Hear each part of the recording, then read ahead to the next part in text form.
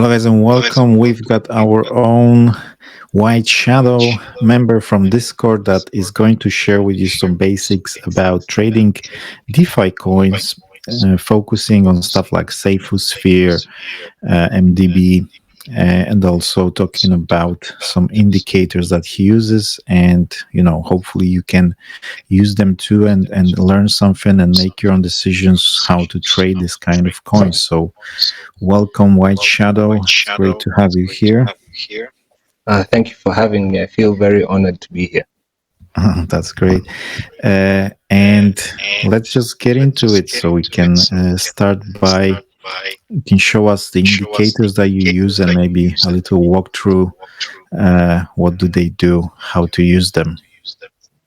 Okay, so with indicators and all technical analysis in general, first of all, it's very subjective. So you can have a bunch of traders, like 100 traders in a room, give them the same chart, and they're going to tell you, different things. They're going to interpret that chart differently. So it's just interpretation and sort of prediction, because you're interpreting a pattern and trying to predict where that pattern would lead.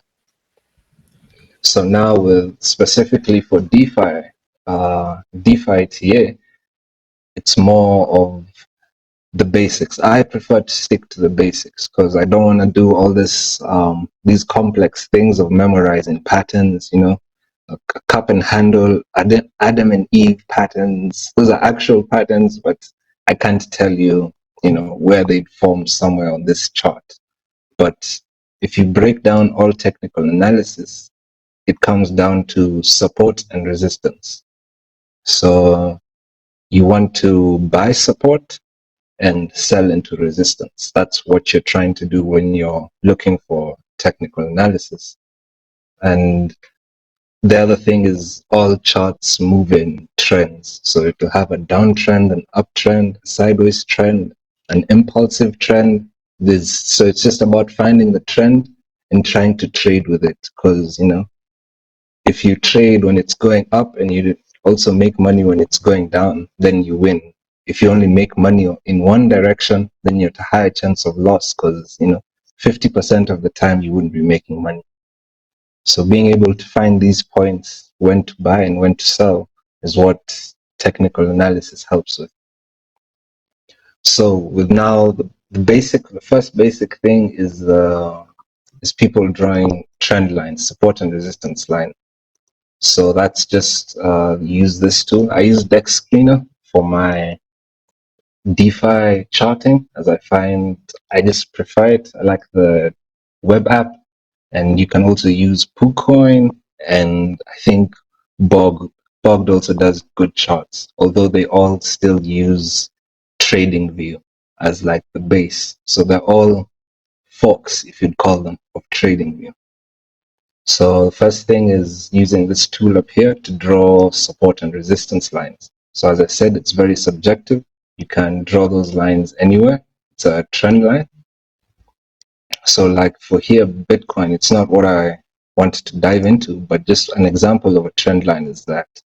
So the main indicators I use are the RSI, the EMAs, and drawing trend lines. These trend lines, I draw them, find support and resistance. So for example, this yellow trend line here is to show Bitcoin's resistance. So failed to get past this point. This proved to be resistance till here, where it broke out of the trend and now started climbing. The RSI, this one down here, you don't need to do any settings to it. All you need to know is when it's above 70 mark over here, anywhere in this top region, it's overbought. And when it's down below this 30 region, it's oversold. It's oversold, yeah. So you want to buy when things are oversold, and you want to sell when things are overbought. And the last indicators here called the exponential moving averages. So these you have to set them yourself. On default, they come at 9. Upsearch EMA, first one. I work with 2 of them. The first one I set at 20 and I make green. Second one set 50 and I make blue. I forgot color.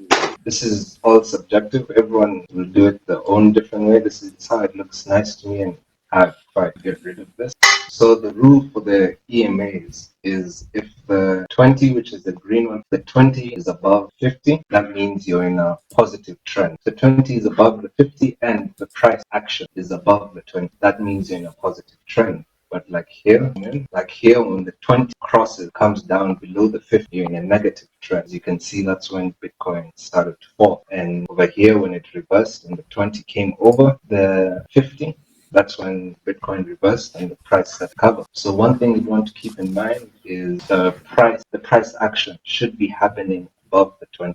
That's when it's positive. That's when there's going to be positive price action. As here, when it's hitting its head on the 20, it just keeps falling and falling until it breaks through them and get to ride the 20. So ideally, that's what you want, price action riding the 20 EMA.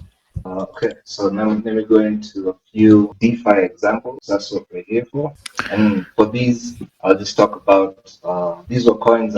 These are tokens I was actually looking at. So I'll just talk about different points in time where the indicators were useful to me to make. Okay. So here we So we have. start with Kyoto, or which one do you have? Aalto This open. is Aalto, yeah. So around this $16 mark is when they started making the deep blue bank. So there was a lot of buzz and hype about it, and that's when it came to my attention and I thought of getting in. Then I came to look at the charts, and the first thing I noticed was the RSI here. So it was overbought. So I decided to wait, and I drew a resistance line over here for the RSI. It had hit its head. It had stopped here. So I drew a resistance line. So far, the chart had only reached here. It hadn't progressed as high as now. Then I looked at it. This was on the 21st. I looked at it again on the 22nd. Yeah. The next day, that's when I came and drew this support line, come down $18. Yeah, $18. I was thinking of buying in again, but I checked and it was still overbought in the RSI. So I drew a resistance line because it seemed, a support line because it had bounced off here just to see where it could go. And then, of course, a few days later, the price started to crash. And yeah, from there, I was very glad I hadn't bought in. The other thing you can notice here is with the EMAs, they made the 20 came and crossed 50 here. And that's when it all positive price action. Then once it crossed again, the 20 came below it when it has negative price action. When it was here at around $5, I was thinking of getting it in as I was seeing there was a potential cross going to happen here. But it didn't happen. It got rejected, fell down. The price has fallen down even lower. So that's the thing with these indicators. They can't give you 100% steep your trend. As you can see here with the cross, the 20 going over the 50, that's a good sign, a good time to buy. But it didn't last and it crossed again. Bear trend kicked in and it's fallen a lot. Okay, next one I'll go to is an FFF family favorite, Safe. This one is perfect Safuu, yeah. to show resistance, support and resistance, and also the EM. So yeah, as you can see, let me zoom in a bit. Yeah, it's returned to action a little bit, no? Well, yes, down here. So when was it? This was here on April. That's when the 20 EMA came and crossed below the 50. And that caused, as I've explained, a bad sign, a bear sign. It's called the death cross. So from that point, if you saw that death cross and you decided to sell your safe, you'd have saved yourself a 94 drop. And you can see here with this trend line that I've drawn up here, it had been in a downtrend all this time until it finally broke out here, made the buy and go to the beach cross over here, where the 20 crosses the 50, and since then it has had positive price. Positive, so if you were to use these EMAs, if you were to trade the EMAs, you'd have sold when it was still up here, saved yourself the 94% drop, bought in around here, because you don't want to buy in too soon, as you don't know if the cross is temporary or if it's gonna sustain it for a decent amount of a trend. So you'd have bought in and would have already had 100% gain after 94%. So the EMAs for this one for Safuu would have really helped EMAs and the trend. Now let me move to. So for now, Saifuu's going up, eh? Oh, so for now, yes, Safuu is going up. I need to know when I'll be a millionaire.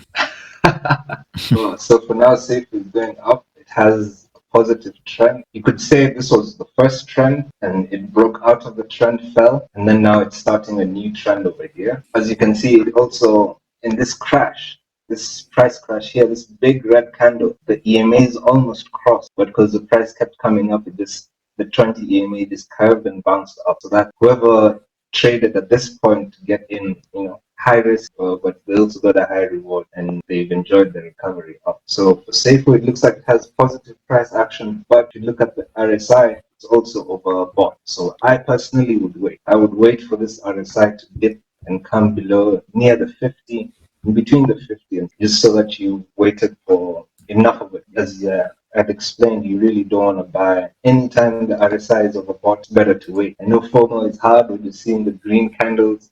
You're seeing Safety at 25, you're thinking it's going to 35, but it may go to 35 and crash after that because of being overbought. So it's usually best to just wait. A lesson I've learned in DeFi, just a tip, is the best thing. Sometimes the best thing is to do nothing. Although often the hardest thing, just sitting on the sidelines and watching. Sometimes it's harder than jumping in. Yeah, true.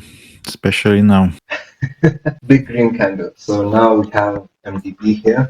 As I MDB. had drawn just some support and resistance as I was following the chart. So you can see it had a trend from this point, positive trend, but it broke out of it at the top over here. It hit some resistance. I guess you could draw a resistance line here, cross, say that's the resistance it hit, and it started to fall out of its positive trend. And you can see also the EMA. They're accurate in that now the bear trend started from here, although they're not the quickest, Ideally, everyone would have loved to sell the top, but no one knows where the top. So if you sold, after this bear cross has been confirmed, you'd have saved yourself a decent drop, about 40. And during this bear trend, yeah, you'd have saved yourself about 40% during this bear trend. You can see it's broken out of the trend, created a positive cross with a 20 crossing the 50, and it's pumped like crazy since then.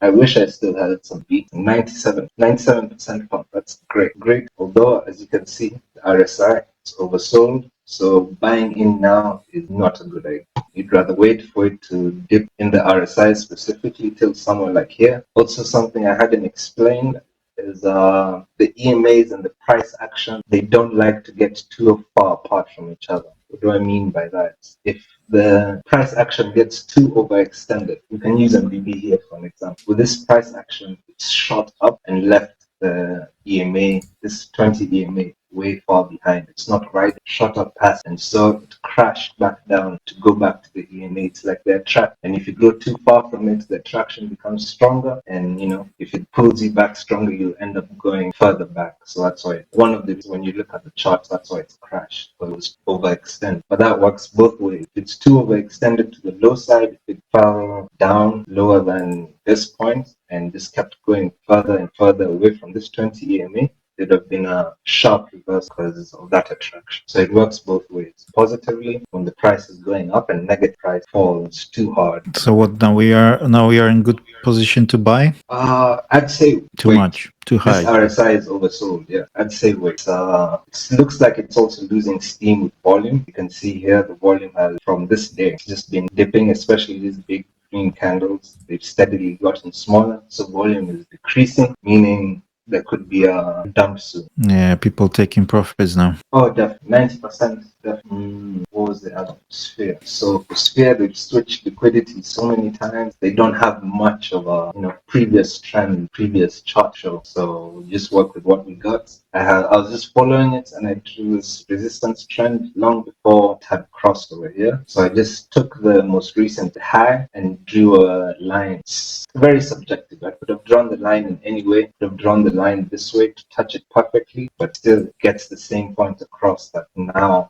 once it's crossed this line, it's broken resistance. So that's a positive sign. And then once the EMAs have also crossed, that's double positive. So that would have been, this point would have been a good time to get first. Hindsight is 2020. You don't know if the EMAs would have still come back, if the 20 would have just crossed over again, as we've seen in other charts. But if you followed the EMAs with this one, it would have had a nice 160%. Which is good. Although now it looks like there could be a negative trend forming as it made this high, it's come down and made a lower high. So what we don't want to see is for it to come down and come up again to make another lower high. You don't want to see lower highs and lower lows. That's a sign of a bear because it's just a sign that it's gonna have like a staircase effect, but now moving down. So you think it's gonna? So for now, it's going downtrend a little bit. Yeah? Yeah, for now let's wait and see. We see if it will test this because it's just trend lines are subjective. This trend could be wrong. It could just go sideways from here, or it could just keep shooting up, or it could follow the trend and keep going down slowly. So you just wait for confirmation. So in a few days, or in a few hours actually, because it's the 4-hour chart, we will see whether it will follow this trend downward, keep going sideways, or start shooting up. Which, if it shoots up or goes sideways, that means this trend is invalid and it wasn't on a downtrend. But if it keeps going down, that means the trend was valid, and yeah, the trend was valid, and now you make a decision based off. If you know Sphere is trending downwards now, I guess now would be a good profit. Although, as you can see with the RSI, it's not overbought, so you're not expecting huge dump from people. Okay. Okay, so I'll wait a little bit and see that where it's going to go, and then Yeah. maybe sell some a little bit if it keeps going down. Definitely. That seems, yeah. Now for the final one, just hold on. Let me go back. I feel like I've talked so much. No, it's okay. I don't know. I don't know this stuff, so you have to talk. So let's go to Kyoto. Yeah, the last one. So for Kyoto, it was a project I was following from when it launched. Brought it to the FFF family, and people were excited about it. But we have a rule in the group that you don't get into the pre-sale. You wait for the project, for the token to launch, and you wait for the post-launch dump. So I didn't get in when it launched. I'm not sure if that was the best decision or not, but there was only because there was no post-launch dump like we had seen with very many other tokens. So the other thing I'd noticed when it had launched and I was trying to get in is the RSI here. It was incredibly oversold. So as the rule I've taken upon myself is not buy any coins or tokens when they're oversold. And yeah, I didn't buy in. I just waited and kept following the chart, and the EMAs, I waited for them to come out in the 4-hour chart. So now you can see it's more or less it's developed and it's taken a dump, but it started out positive with holding above the 20 EMA. I've drawn this resistance line up here just to show the potential resistance that it broke through, only for it to come back down and test this support. So it looks like this resistance now has already broken through it. I can delete that. And now we know this is support. Tested it twice so far. Now we can draw a line here. We would draw a line here, I guess. Find now the next level of resistance, as this has been previous resistance, the chance that it will still be future. Okay, so it's sort of a sideways now, yeah? Yeah, you can say that it's flowing up and down between this big sideways channel. You can see when the EMA is crossed over here, it had pretty negative price action from that point, although the EMAs crossed a few times. This is on the 1-hour chart, so there are a lot more changes. Come 4-hour chart, you can see from when the EMA started being recorded, 4-hour chart, it started below. The 50 EMA was above the 20 EMA, so it was in a negative. It was in a bear trend already from when they caught, but it made a cross over here, which I thought was gonna lead to a greater pump, but it looks like it was a bull trap and it's crashed, but it came and held support, which is what you want. You want to see, because this now helps you understand potential trend. And in the future, when it comes down to this support again, you'd expect it to hold. It's held it one at a time, and now a second time. And now it's about this resistance. Let's see when it starts pumping up and maybe moves up a bit more. We'll see if the resistance line is here, or maybe a bit high. Yeah, I think that's it. All right, then we're gonna wrap it up probably and see what people have to say and ask any questions, and then we're gonna do another one with all those questions. Maybe somebody's still not clear.